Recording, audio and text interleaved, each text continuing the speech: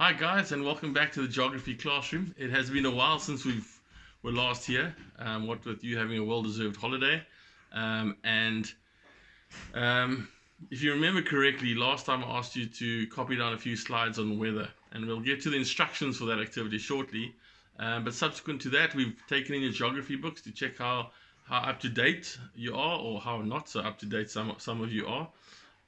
And today's lesson is merely me going through those slides with you, actually all the slides on weather, and teaching you about weather. Some of the information you will know, other information you won't know.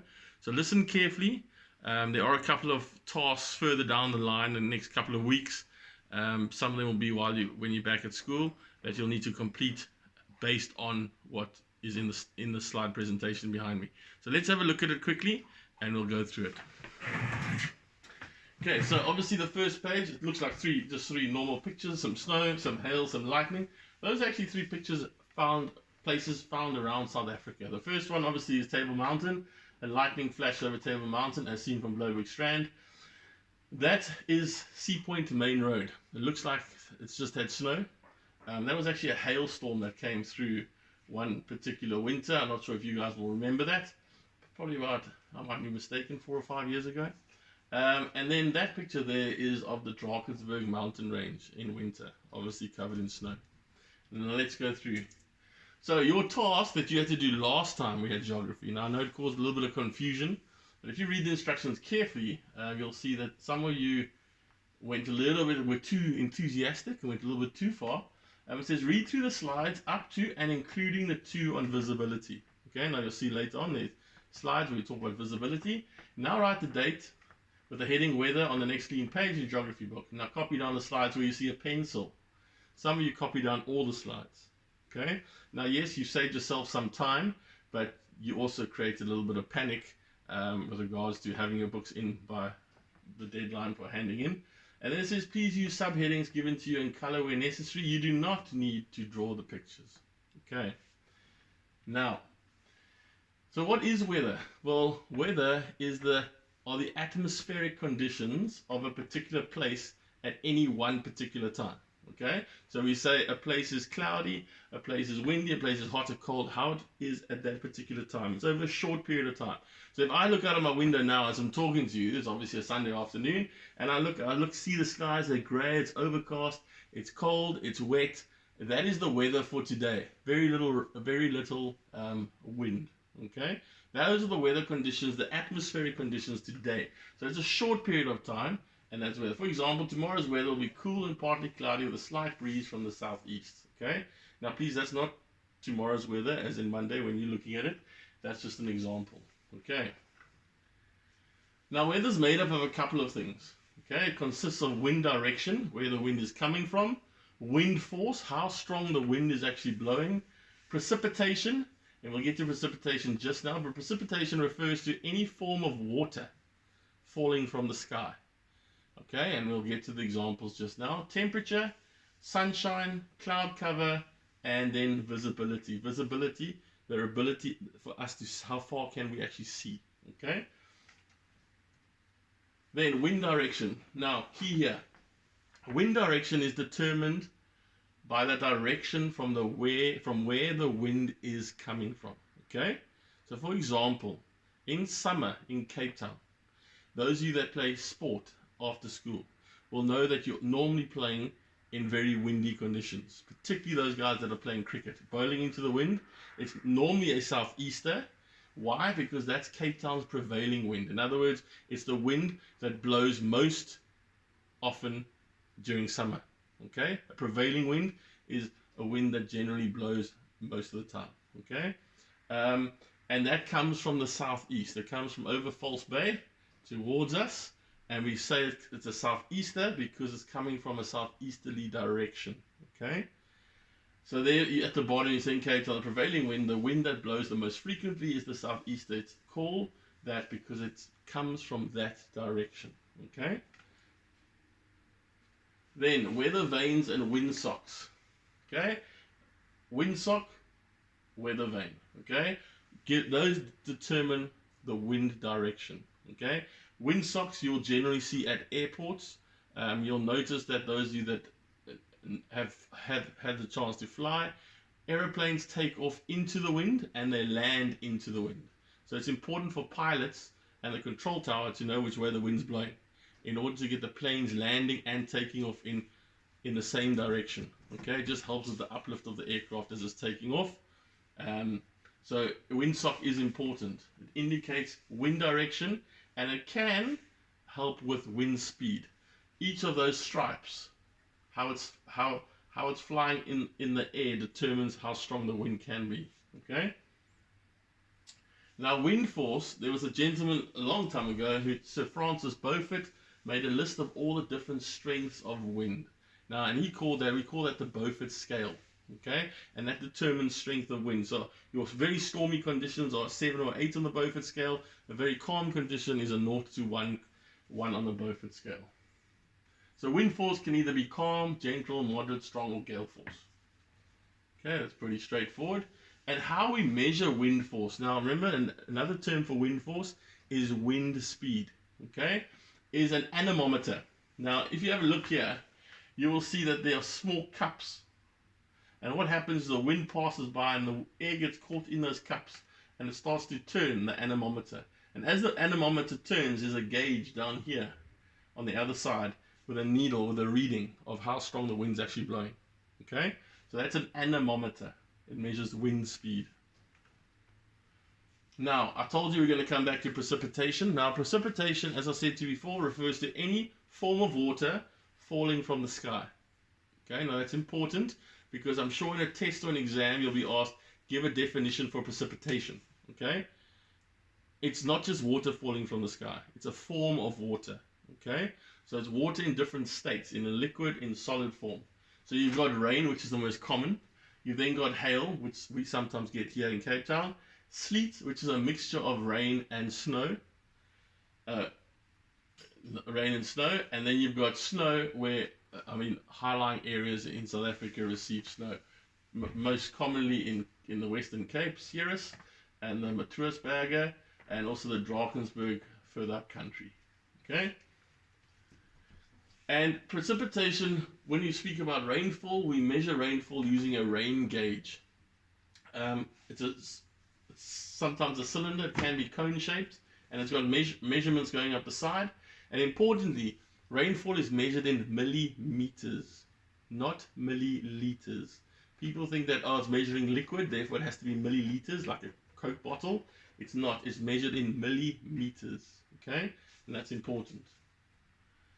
Then, temperature. Temperature obviously tells us how hot or cold the place is. In South Africa, we measure temperature in degrees Celsius. Okay? And in other parts of the world, we use the Fahrenheit scale. Okay? Now, just some interesting information for you. The highest ever recorded temperature anywhere in the world was 56.7 degrees Celsius. Okay? And that was at Death Valley in California. Okay? The coldest temperature was minus 94.7 in Antarctica.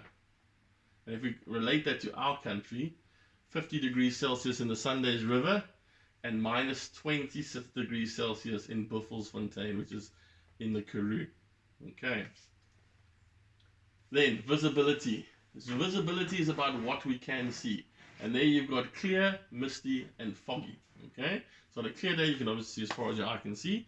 And misty and foggy days, the thickness of the mist or fog determines how far we can see. Interesting. There is a difference between fog and mist. Fog is a cloud that forms close to the ground. Okay? And mist is formed between warm and cold surfaces. Now, mist is something like you're going to get into a hot shower, you climb out, and you try and look at yourself in the mirror. You're going to see that the mirror is frosted up. Okay? The reason for that is the mirror, the glass itself in the mirror, is a cold surface, and you've got hot air hitting against it, causing condensation, causing water droplets.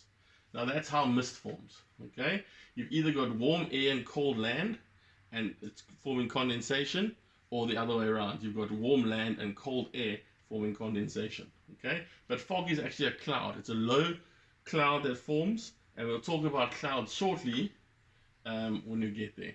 Okay. Sunshine, sunrise in the morning. Sunshine is weaker, you know that.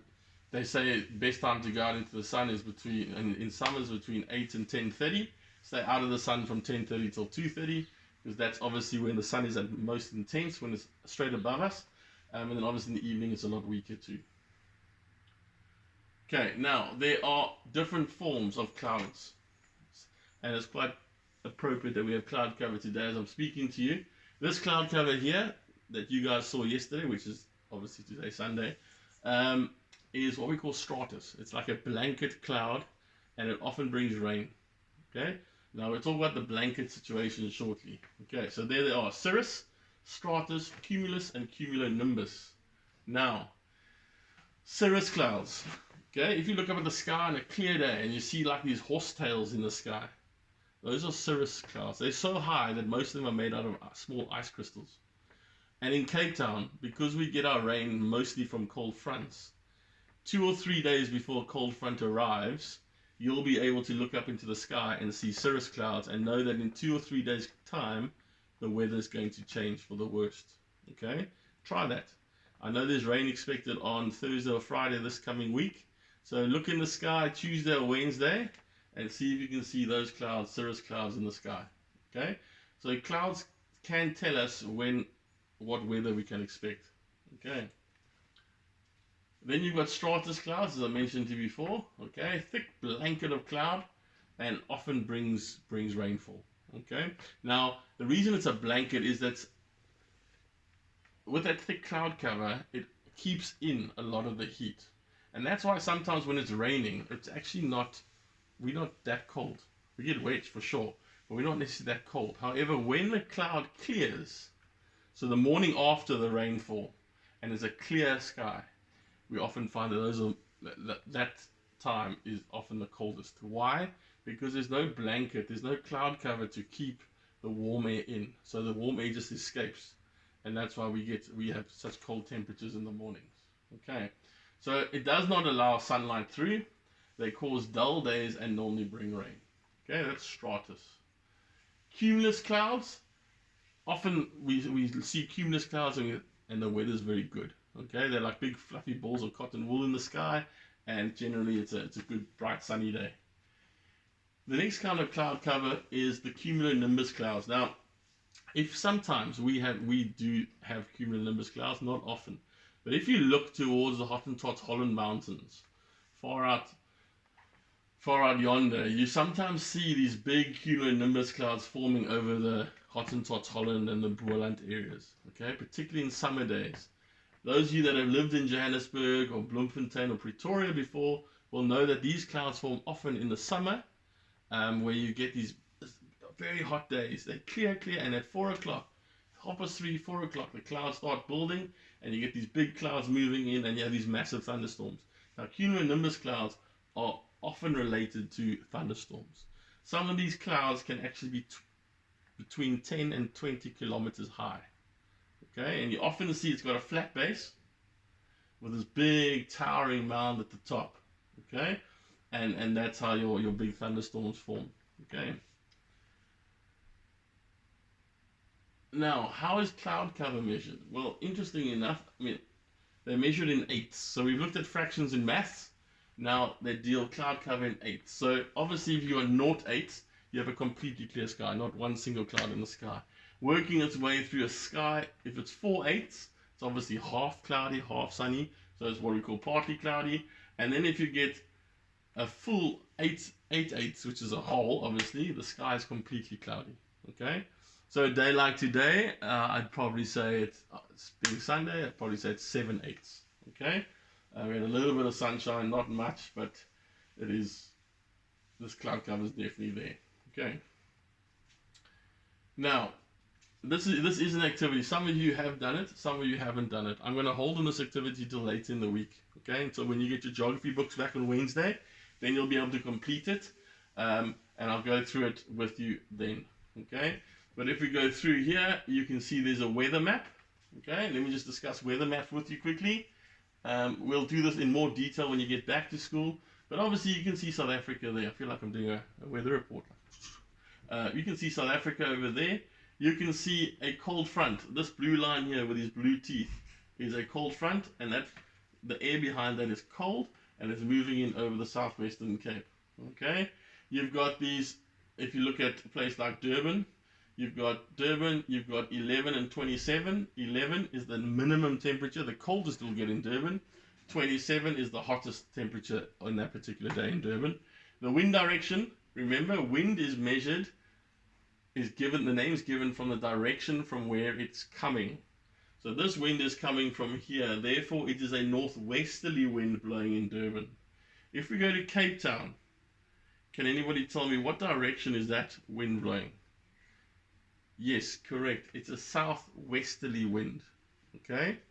So here's a northeasterly wind blowing. That is a southwesterly wind blowing. Okay? In Cape Town, generally, the northwester brings in our rainfall. So here is the cold front starting to move. The southwest is coming in, and we're getting a couple of showers of rain. Okay?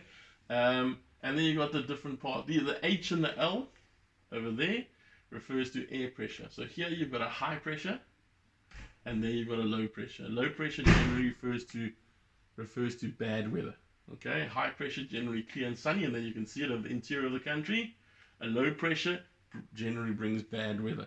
Okay, talk a bit more about that at a later stage.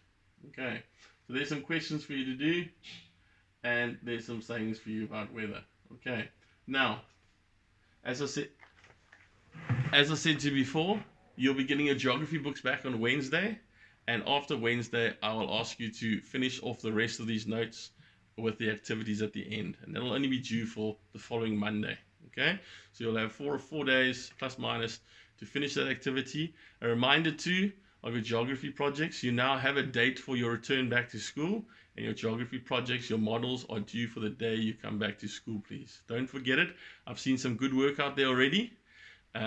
Finish it off properly, and we'll see you when you come back to school. Stay safe and keep working hard. It's not long to go now, but this is the difficult part, is to keep motivated, to keep plying on. You've got this. Another 2 or 3 weeks and you'll be back at school. Stay safe. Bye.